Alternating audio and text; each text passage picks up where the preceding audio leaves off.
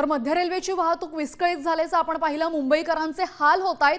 ऐन गर्दीच्या वेळी कल्याण ते सीएसएमटी कडे जाणारा लोकल तब्बल 30 ते 45 मिनिटे उशिराने धावत आहेत। या तांत्रिक बिघाडामुळे दिवा स्थानकात प्रवाशांची प्रचंड गर्दी उसळली आहे। प्लॅटफॉर्मवर पाय ठेवायलाही जागा उरलेली नाहीये। कामावर जाण्याच्या वेळेत लोकल सेवा कोलमडल्याने प्रवाशांनी संताप व्यक्त केलेला आहे। मध्य रेल्वेचा हा वारंवार अन्यायपूर्ण कारभार समोर येतोय। प्रशासनाला इतकी वर्ष झाले रेल्वे सुरू होऊन मात्र अजूनही रेल्वे प्रवाशांना त्यांना सुखद अनुभव देता येत नाही का? सकाळच्या वेळेमध्ये कामावर जात असताना या पद्धतीने रेल्वे वारंवार बंद पडणं हे आणखीन किती दिवस प्रवाशांनी सहन करायचंय असा संतप्त सवाल या माध्यमातून उपस्थित झालेला आहे। दिवा स्थानकावरची ही अत्यंत गंभीर आणि भयंकर दृश्य तुम्ही पाहताय। प्लॅटफॉर्मवर पाय ठेवायला सुद्धा जागा नाही अशी परिस्थिती आहे। आपल्यासोबत आमचे प्रतिनिधी विकास काटे जोडले गेलेले आहेत। विकास, भीषण दृश्य आहे खरं तर हे। या अशा दृश्यांमुळे आपण पाहू शकतो कशाही पद्धतीने अपघात सुद्धा तिथे घडू शकतात। चेंगराचेंगरी सारखी परिस्थिती निर्माण होऊ शकते। हे प्रशासनाला दिसत नाहीये का? झोपलेलं आहे का प्रशासन? विकास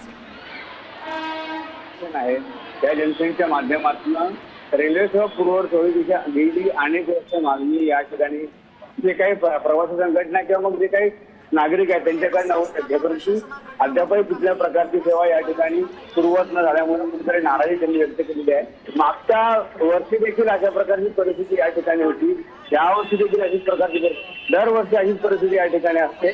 त्यामुळे कुठेतरी नाराजी या ठिकाणी जी आहे ही नाराजी यांनी व्यक्त केलेली आहे। प्रवासी संघटनेच्या वतीनं वारंवार या ठिकाणी निवेदन देऊन देखील दिवा जे काही जंक्शन आहे या ठिकाणाला गाड्या न सोडल्यामुळं असे प्रकार भविष्यात देखील होऊ शकतात असं देखील त्यांनी सांगितलेलं आहे। मात्र यामागचं कारण काय? आज रेल्वे इतक्या उशिरा का धावत आहेत? काल रेल्वे जी कॅरशेडवरनं आली होती ती रुळावरनं खाली घसरली, मात्र आज काय तांत्रिक अडचण आहे?